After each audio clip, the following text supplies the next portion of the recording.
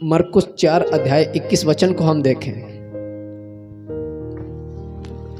और उसने उनसे कहा, क्या दिए को इसलिए लाते हैं कि पैमाने या खाट के नीचे रखा जाए? हाँ, क्या इसलिए नहीं कि दीवट पर रखा जाए? आमीन। उसने उनसे कहा, क्या दिए को इसलिए लाते हैं कि पैमाने या खाट के नीचे रखा जाए?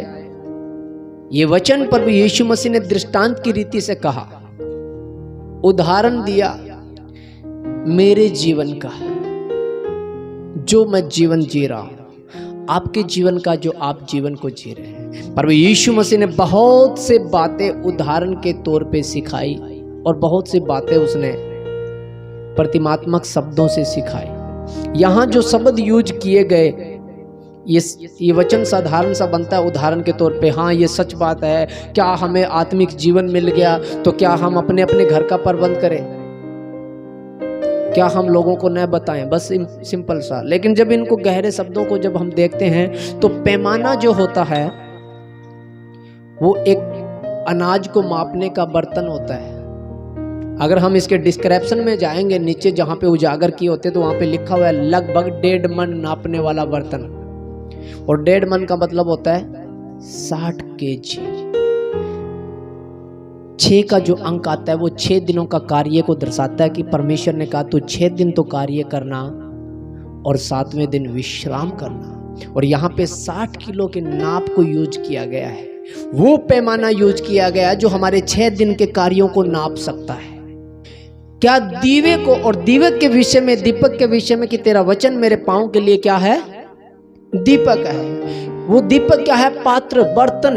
क्या हमारा जीवन परमेश्वर ने इसलिए जगाया, क्या हमें सत्य इसलिए उजागर किया कि हम 6 दिनों के काम में उसे दबा दें? समझ पा रहे हैं? क्या दीपक को इसलिए जलाया जाता है कि उस पे पैमाना रख दिया जाए या उसको खाट के नीचे रख दिया जाए? क्या इसलिए नहीं जलाया जाता कि उसको दीवट पे रखा जाए कि भीतर जो आए उसे प्रकाश पहुंचे? ऐसा ही लिखा हुआ है ना। तो क्या दीपक मतलब हमारा जीवन जो परमेश्वर ने हमें बचा लिया, क्या इसलिए कि हम उस पैमाने को ऊपर रख दें? ये 6 दिन के जो नाप है हमारा कार्य करने का, वो पैमाने का मतलब होता है नापने वाला सामान, और नापने वाले बर्तन का मतलब होता है व्यवस्था। समझ पा रहे हैं आप? कार्य। हम 6 दिन के कार्य में क्या परमेश्वर की महिमा को छुपा के रख दें कि जब उसने 6 दिन हमारे जीवन में आनंद के दिए हम किसी को ना बताएं? क्या उसका धन्यवाद ना करें ताकि जो भी हमारे समीप आए उसे भी पता चले ये परमेश्वर के लोग हैं। आगे क्या लिखा हुआ है इस वचन में? यह खाट के नीचे, खाट, चारपाई, बेड आराम करने की वस्तु होती है। और इसकी जो निशानी है, प्रतीक जो है ना, ये खाट, ये चारपाई किसको ज्यादा पसंद होती है पता है? जो काम करने का इच्छुक नहीं होता, जो आलसी होता है, जो ढीठ होता है, जो घर में सबसे निकम्मा होता है, चारपाई पे मिलेगा लेटा हुआ चद्दर खींच करके। यहाँ पे चारपाई यूज की गई है पर कि दीपक चारपाई के नीचे। और कौन रखता है नीचे चारपाई के? कोई और चीज भी तो बताया जा सकता था। पैमाना अगर बोला गया है तो क्यों बोला गया है पैमाना? कोई और चीज भी तो रखा जा सकता था। पर चारपाई का मतलब होता है क्या? जब परमेश्वर ने हमें सत्य का आत्मा दिया और उसने हमें बचाया, बीमारियों से, दुखों, परेशानियों से, आशीषों भरा जीवन दिया, तो क्या हम उसको आलस में गिरा दें? हमारे आलस के नीचे दबा दें? हम अपने आराम के जीवन में उसे दबा के रख दें? समझ पा रहे हैं आप? ये सारी बातें कब आप समझ पाओगे? जब जीवन आज्ञाकारी होगा। हालेलुया। कब समझ पाओगे? जब जीवन आज्ञाकारी होगा। याद रखना, आज्ञा जो होती है वो आपका जीवन है, आपकी देह है। ये देह जब तक आपकी आज्ञाकारी नहीं है तब तक परमेश्वर की ज्योति आप में काम नहीं करेगी। वो शिक्षा जो वचनों की है वो कभी काम नहीं करेगी। और जब तक वो शिक्षा काम नहीं करेगी तब तक वो मार्ग भी नहीं मिलेगा जिससे डांट और फटकार होती है। वचन में एक जगह पर भी यीशु मसीह ने लिखा है और भजन संहिता में लिखा हुआ है, सुलेमान भी लिखा है, पौलुस ने भी एक जगह लिखा हुआ है, याकूब ने भी एक जगह लिखा हुआ है, बार बार एक शब्द लिखा हुआ है, हे मेरे पुत्र, परमेश्वर जब तुझे डांटे तो उसकी डांट को हल्के में मत ले। जो पिता प्रेम करता है वो अपने पुत्र को डांटता भी है। जब हमारे संसारिक पिता कुछ समय के लिए जो इस धरती पे रहते हैं वो हमें उल्हाना देते हैं कि हम बच जाएं, तो वो तो स्वर्गीय पिता है, वो तो अनंत काल के लिए हमें डांटता है, तो हम उसकी डांट को क्यों ना सहन करें। जब हमें डांट फटकार मिलती है, जब तक कोई टीचर बच्चे को अगर नहीं फटकारेगा, नहीं डांटेगा, कुछ भी नहीं बोलेगा, तो समझ लेना वो टीचर उस बच्चे से प्रेम नहीं करता, वो उसके जीवन को बर्बाद करना चाहता है। जिन कामों का उलाना नहीं दिया जाता, जिन बुरे कामों के ऊपर डांट फटकार नहीं होती, यकीन मानना वो सिर्फ अनुचित रीति से नीच कमाई का लोभ भी हो सकता है, परमेश्वर का दास तो नहीं होगा। वो एक नीच कमाई का लोभ भी हो सकता है, वो यही सोचेगा तेरे को क्या तुझे मिल रहा है तो अपना काम चलाता चल। फिर उन भेड़ों को क्या जिनको खाना तो मिला पानी नहीं मिला, उन भेड़ों को क्या जिनको खाना और पानी तो मिला अब छाया नहीं है, वो आराम कहाँ फरमाएगी। पास्टर शब्द परमेश्वर के दास का मतलब यही होता है कि भरपूरी उसमें हो, वहाँ पे डांट फटकार भी हो, वहाँ पे लाड प्यार भी हो, और वहाँ पे चंगाई सभा भी हो, और वहाँ पे वचनों की शिक्षा भी हो। बाकी काम परमेश्वर का है, वो अपने आप करेगा। आप पांति में बिठा दिए गए हैं, किसी दूसरी लाइन में आपको जाने की जरूरत नहीं है। इम्तिहान से बैठ जाओ आप असहाय की तरह, आपका एक ही सहारा होगा और वो होगा खुद परमेश्वर। धन्य है वे जो मन के दीन है। मन के दीन होना, शरीर के दीन नहीं। शरीर के दीन तो मैं ऐसे लोग देखता हूँ बिल्कुल ही दीन होते हैं, चाहे थप्पड़ मार लो बोलते नहीं है, कोई उनको काम बोल दो करेंगे नहीं, गुस्से से उनको बोल दो वो हंस के निकाल देंगे, है। कुछ भी करो वो मिट्टी जैसे होते हैं, बिल्कुल हाथी चाल में चलते हैं, उनको कोई फर्क नहीं पड़ने वाला, कोई बुरा कहे कोई भला कहे, वो ना घर के काबिल ना बाहर के काबिल, वो भी दीन होते हैं। तो क्या वो राज्य के अधिकारी होंगे? अगर वो ही राज्य के अधिकारी हैं तो फिर क्यों लिखा हुआ है सर्प के नाई चतुर और कबूतर के नाई भोले बनो? क्यों कहा परमेश्वर ने सचेत रहो, चौकस रहो, अपने झुंड की रखवाली क्यों कहा परमेश्वर ने? अगर वैसे दिन चाहिए तो, पर वचन कहता है वैसे दिन नहीं, मन के दिन। चाहे शरीर में एक्टिव हो, चाहे थप्पड़ मारने वाला गुस्सा करने वाला हो, पर मन में तड़फ होनी चाहिए। चाहे घर का पिता कितना भी गुस्से वाला हो, लेकिन बच्चों का प्रबंध अच्छी रीति से करना जानता हो। वो बाप भी किस काम का जो बच्चों को डांटे ना और वो कपड़े के लिए रोते फिर रहे हैं, हे दांत निकाला, लाएंगे हे। चाहे थप्पड़ चार मारता हो पर जरूरतें तो पूरी करे। बुराइयों के प्रति डांटता होगा बेशक है, खाना तो भरपूरी से दे, जिंदगी तो बनाए, ऐसा बाप ही सही। पर वो मन का तो दीन है, वो समझ तो पा रहा है जरूरतों को। तो ऐसा दीन के इस काम का जो मन में घुंडी रख रहा है और शरीर में जय मसीह की जय मसीह की, और नीचे नीचे निगाहें रहती है, लाया क्या है, लेके क्या जा रहा है, क्या काम है उस दीन का। दीनता परमेश्वर के वचन में एक ही लिखी हुई है, और वो भी मन का दीन। धन्य हैं वे जो शोक करते हैं।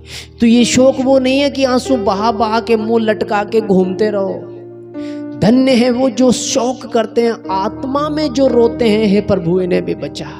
वो मन में शोकित था, देह में तो वो लटकाया जा रहा था, पर वो मन में शोकित था। हे पिता इन्हें क्षमा कर, ये नहीं जानते ये क्या कर रहे हैं। हमारा मन कहाँ पे है, किस रीति से हम समझ पाते हैं वचनों को। आगे पढ़ें इस वचन को। क्योंकि कोई वस्तु छिपी नहीं, हाँ परंतु इसलिए कि प्रकट हो जाए, हाँ, और न कुछ गुप्त है, पर इसलिए कि प्रकट हो जाए। हाँ। यदि किसी के सुनने के कान हो तो सुन ले। आमेन। इस वचन को पढ़ने से आपको, जो वचनों को पढ़ते हैं वो समझेंगे इस वचन को,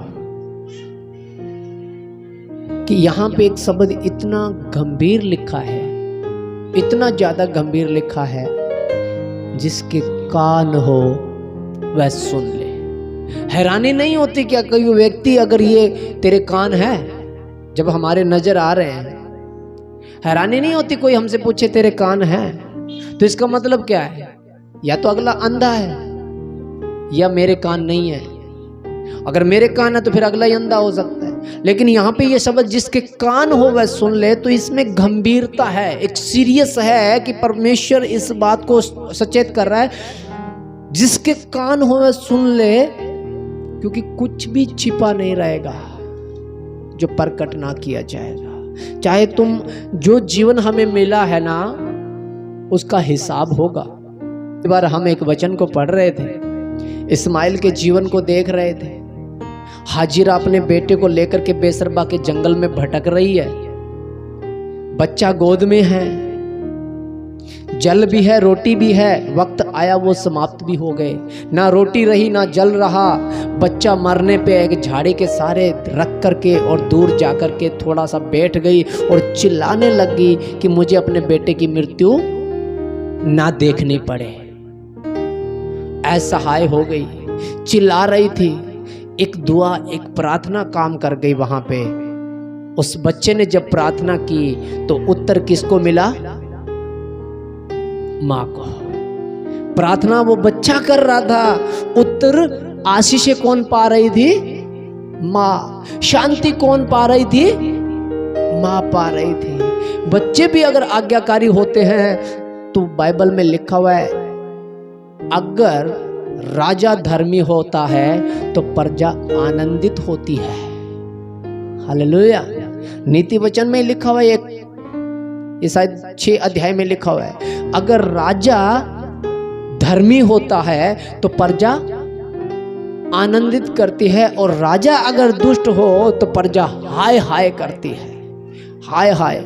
जब आपके देश का, आपके राज्य का नेतृत्व अगर नुग्रे इंसान के हाथ में आ जाए तो गरीब से गरीब भी खाने के लिए तरस जाता है। अगर सरकार भी अच्छी धर्मी होती है तो वो गरीब से गरीब और अमीर से अमीर को इक्वल करती है, सारी सुविधाएं देती है। उस धर्मी राजा के विषय में बाइबल कहती है, अगर ऐसा नेतृत्व हो तो उसका प्रजा भी आनंद करती है। अगर बच्चे आज्ञाकारी हो तो माँ बाप भी आनंद करते हैं, कि आज्ञाकारी बेटे के माँ बाप भी खुश होते हैं। ऐसा नीति वचन में लिखा हुआ है। धर्मी जन के आज्ञा मानने से उसका पिता आनंदित होता है। आमीन। ये बेटा वहां पे दुआ कर रहा है और आशीषें माँ पा रही है, और उसे कहा मत रो, ढांढस बांध, उठ। मैं जब इसको घर पे जाके दोबारा इसका अध्ययन किया, मैं यहाँ पे प्रचार करके गया था, फिर से पढ़ा जा करके, तो परमेश्वर ने मुझे और गहरे शब्द दिए इसमें से, कि तू और गहराई में जा सकता है इसमें। और जो शिक्षा मुझे मिली, जंगल वहीं पे बेटा, वहीं पे हाजिरा, पानी नहीं है। जंगल वहीं पे बेटा, वहीं पे हाजिरा, और कुआं भी आ गया, आंखें भी खुल गई, पानी भी मिल गया। कब? जब उसने संपूर्ण विश्वास उस पे डाल दिया।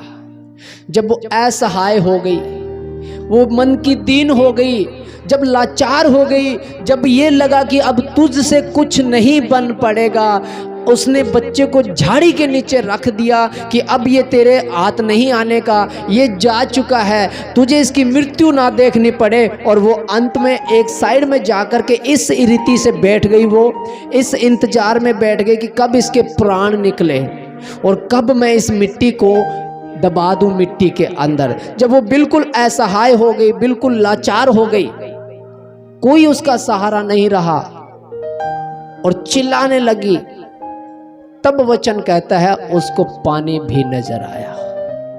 उसे वो कुआं भी नजर आया और कहा, उठ, जल पी और अपने बच्चे को पिला और मैं उसे आशीषित करूंगा, मैं उसे बहुत बढ़ाऊंगा।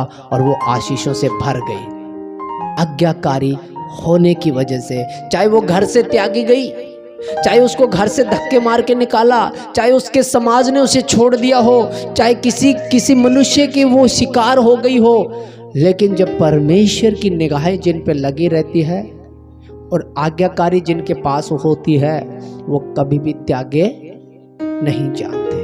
परमेश्वर का वचन कहता है आज्ञा दीपक है और उसकी शिक्षा ज्योति है। जब तक उसकी शिक्षा को हम नहीं ग्रहण कर पाएंगे, जब तक दीपक हमारे पास नहीं होगा। और दीपक क्या है? आज्ञा है। अब ज्योति तुम हाथ में कितने के वक्त तक लेके घूम सकते हो, अगर दीपक आपके पास नहीं जला पाओगे। ज्योति तभी ही जल पाएगी जब दीपक होगा। तो शिक्षा भी तभी काम आएगी जब आज्ञा का पालन होगा और यहोवा के भय का आत्मा हमारे पास होगा। यहाँ पे आगे पढ़े इस वचन को, क्या लिखा हुआ है? यदि किसी के सुनने के कान हो तो वह सुन ले। आगे पढ़े। फिर उसने उनसे कहा, चौकस रहो कि क्या सुनते हो। जिस नाप से तुम नापते हो उसी से तुम्हारे लिए भी नापा जाएगा और तुमको अधिक दिया जाएगा। आमीन। फिर उसने उनसे कहा, चौकस रहो, क्या सुनते हो? चौकस रहो, क्या सुनते हो? इस बात को दर्शाता है वो पहले के जिसके कान हो वो सुन ले, जिसके सुनने के कान हो वो सुन ले कि तुम सुन क्या रहे हो। जो सुना गया क्या हम उस पे बने हुए हैं?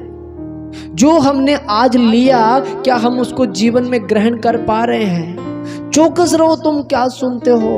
ये दर्शाता है क्या हमने जो शिक्षा पाई उस पे अगर हम नहीं चले तो हम आगे कुछ भी नहीं दे पाएंगे। जो हमने सीखा और अनुभव किया है उस पे अगर जीवन नहीं जिया तो हम आगे जीवन नहीं दे पाए। और वचन कहता है क्या दीपक जला करके पैमाने के नीचे रखा जाता है? क्या खाट के नीचे रखा जाता है? जो शिक्षा दी गई है क्या वो आलस के अंदर लेके जाएं हम? क्या ऐसा जीवन बिताएं कि हम किसी को जाकर के ना बोले कि परमेश्वर वो जिंदा करने वाला ईश्वर है? क्या जो हमें उसने आशीष बरकतें दी है क्या किसी को न बताएं, जाकर के न बचाएं किसी को कि तू बुराई में जा रहा है, चल अच्छा जीवन तेरे को बताते हैं हम लोग। क्यों कर पाएंगे हम ऐसा? जब कर पाएंगे जब आज्ञा का जीवन होगा। वो कहता है जिसके सुनने के कान हो सुन ले, और तुम सुनते क्या हो? चौकस रहो। जो सुनते हो अगर हम उस पे चलेंगे तो वचन कहता है जिस नाप से तुम नाप रहे हो उसी नाप से नाप दिया जाएगा। जिसके पास है उसे और दिया जाएगा, जिसके पास नहीं है उसे वो भी ले लिया जाएगा। तो हमें क्या लग रहा है?